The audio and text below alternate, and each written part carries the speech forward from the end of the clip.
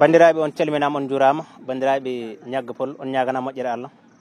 ko ɓoynam on wiide ko tan hono bismade président meɗen oɗo woni président Amadou Ly mo gandanɗa hoorema kanko woni directeur général Akilee SA woni kadi président parti biyeteɗo Yettala en marche e kadi ko weltanade on e ñagaɗon yafuya guila ko yahata hande jonte ɗiɗi e tati eɗen cabbi gandanɗa hoorema oɗo woni président Amadou Ly ko hande Allah hoddiri garagal makko ɗo yete wawno on foof ko yettude Allah yettude on e ñagaɗo on yafuya vraiment on kolli kadi tigui rigui kon yimɓe ɓe ganduɗa hoorema responsable uji yimɓe waɗɓe fayida o ardi ɗo noon e délégation muɗum di nuyu suñu papa yi ñu fi fekk di la nuyu imam di nuyu chef de quartier nuyu itam suñu naataango bi nga xamante ni moom moo ñu fi indi tey ma bëgg ñu may ko loxo bu baax a baax ndax jàmbaar la di nuyu itam suñu président le docteur Amadou Ly ak délégation bu mu fi àndal yëpp donc tey dañu am mbégte bu baax ci teew si fii nii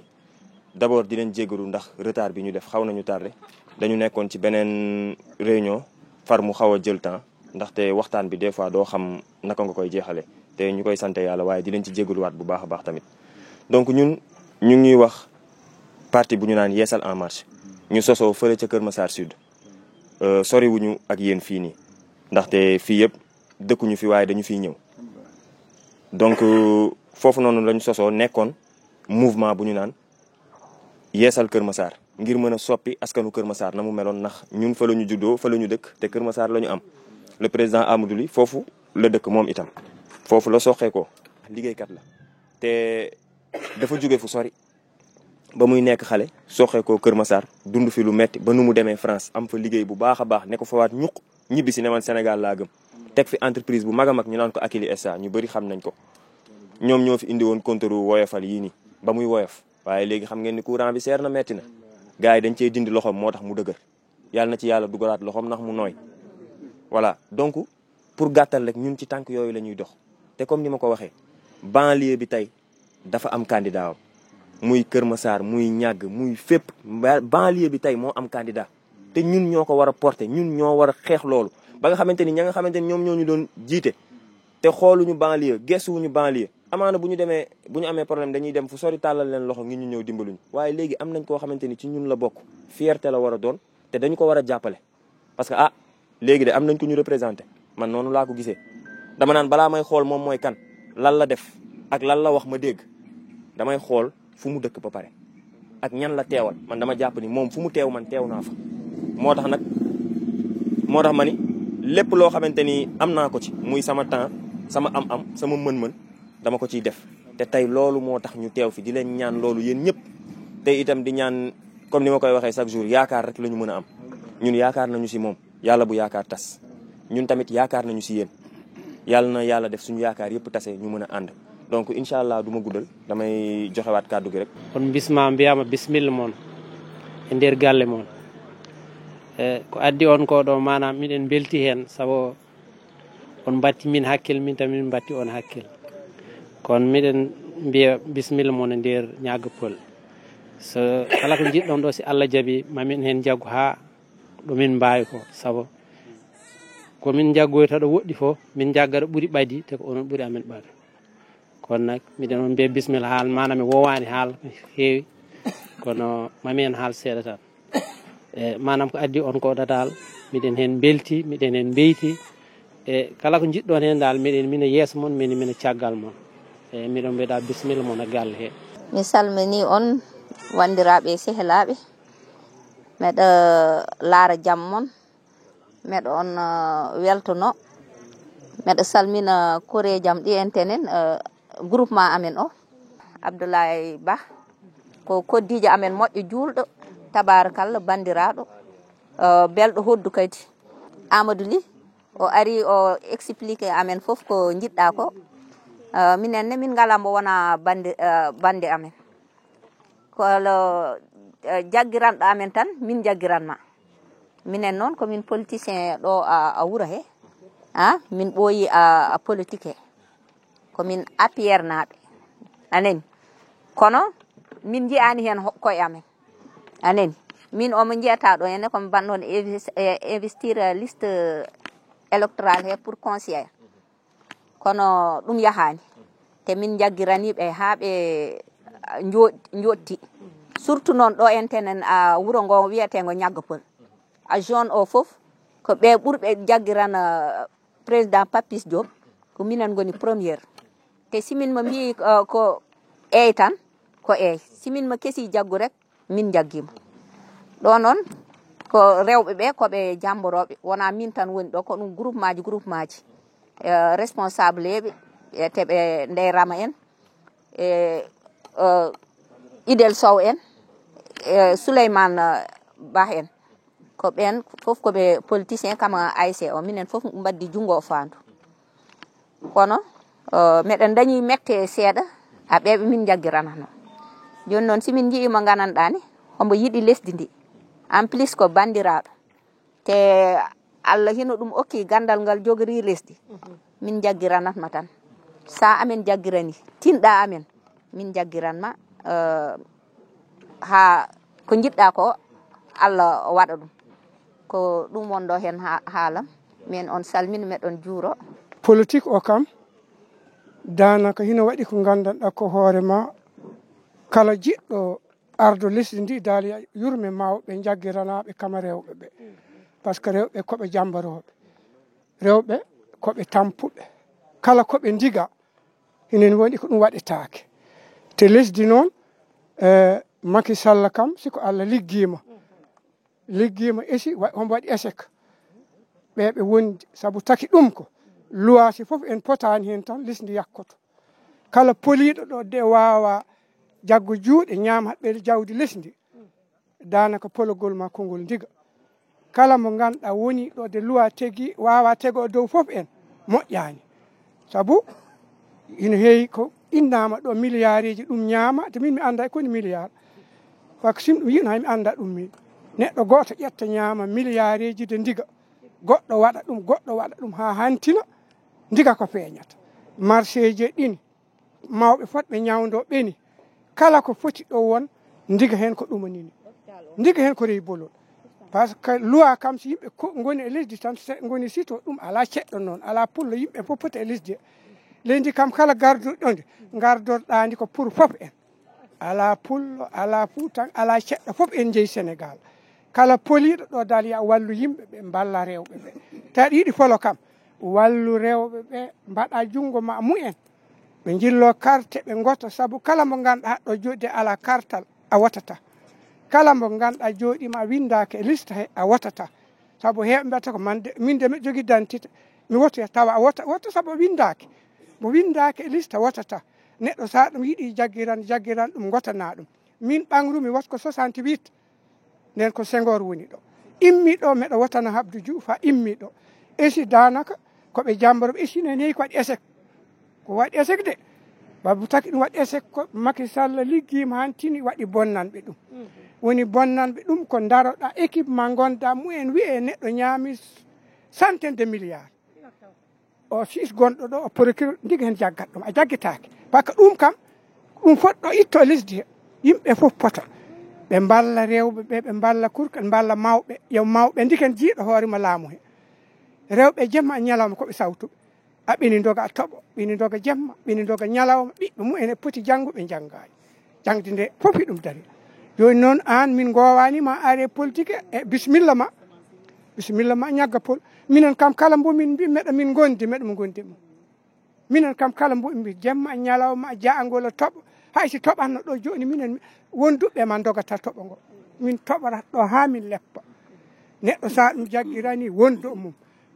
mum gonda mum ha kay daño ko jiɗɗon ko saabu laamade lesdi de duuɓi joyi wona cakande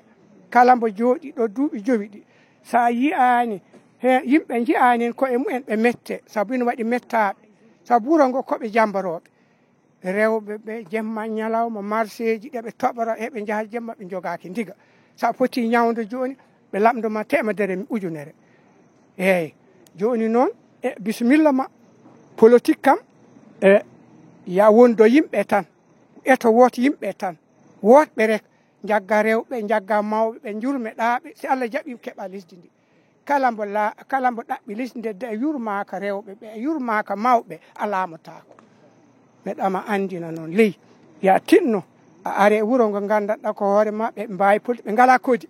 min ɗum tan woni ko layatnomi yo Allah jaggiran enen fof en niya men sabu danaka élection o lebbi nayyi tan elle keddi hen nayyi tan elle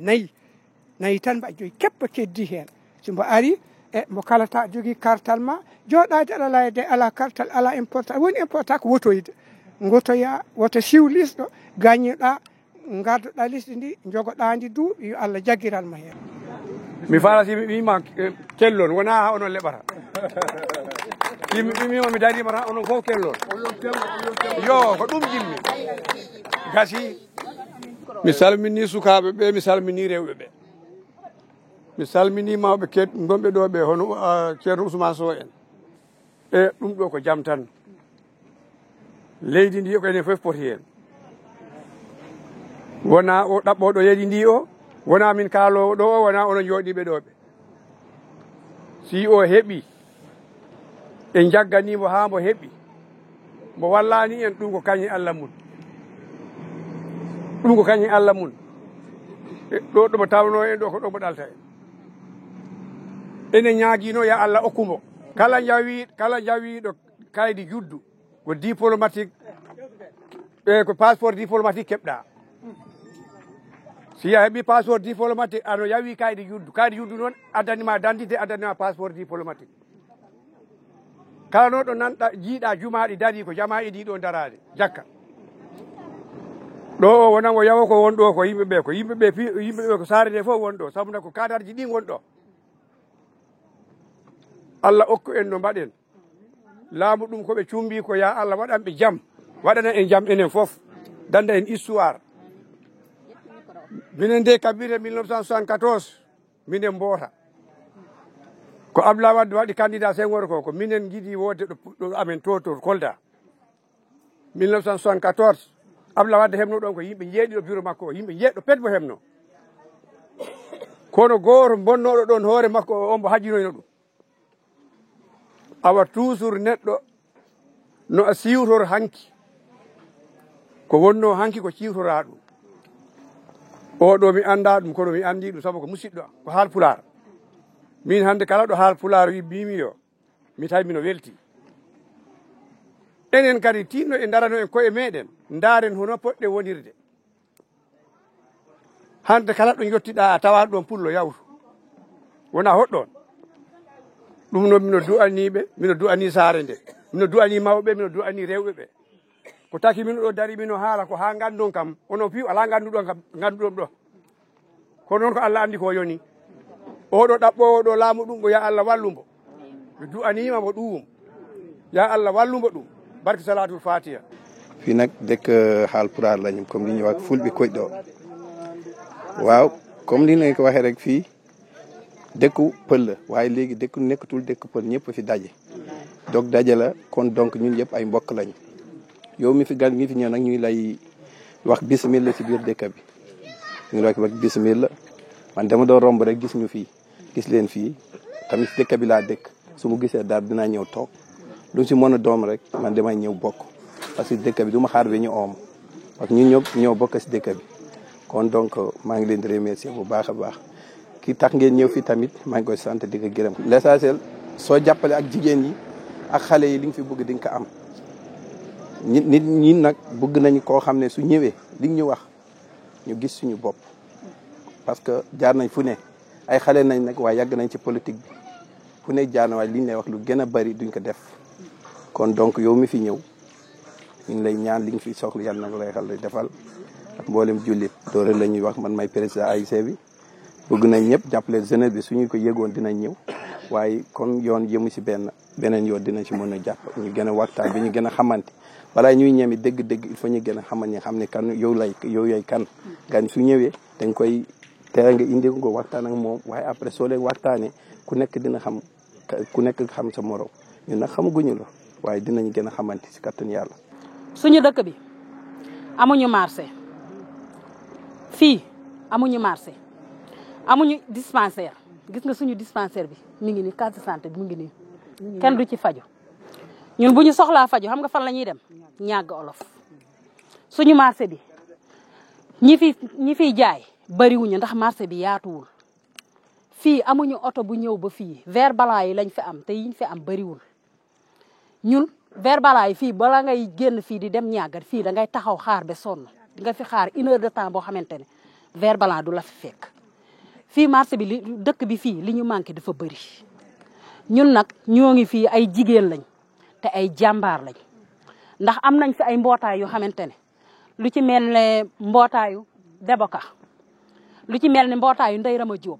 fii yëpp ay mbootaay la waaye mbootaay yi fi nekk ñun jigéen ñi dañoo am jom ñi ngi def délégation ci suñu biir di joxante di leblante ci suñu biir def suñu procès ci suñu biir ñun ñëpp di leblante di liggéey di suqali suñu dëkk mais ku ñu jàppale la ñu bëgg te amuñu ko yow président Amadou Ly boo ñu yëgee nga jàppale ñu ñun jigéen ñi ñu topp sa ginnaaw te doo ko réccu ñun lool rek la ñu bëgg ñun lool kese la ñu bëgg ku ñu jàppale lool kese la ñu bëgg ci ñàgg pël gi ndax ñun amuñu lu dul ñàgg pël. ñoo ngi leen nuyu seen tur ak seen sant ñun tollu ñu nii macha allah ëpp nañ nii mais tiis yi ñu jógee fan yi moo tax boo fi ñëwoon bëccëg nga xam ne lépp dëgg la ñun jigéen dañoo am jom liggéey rek la ñuy def boo leen fi ñëwoon bëccëg ñu teel a organiser lii fii yëpp day fees del man loolu laa leen bëggoon yëg ngeen xam ne ñun tollu ñu nii macha allah. bu soobee yàlla boo leen jàppale xool suñu marché bi boo leen fi ñëwoon bëccëg xool suñu marché bi ngeen jàppale ñu ngeen xam ne jigéen ñu am jom ñoo fi nekk.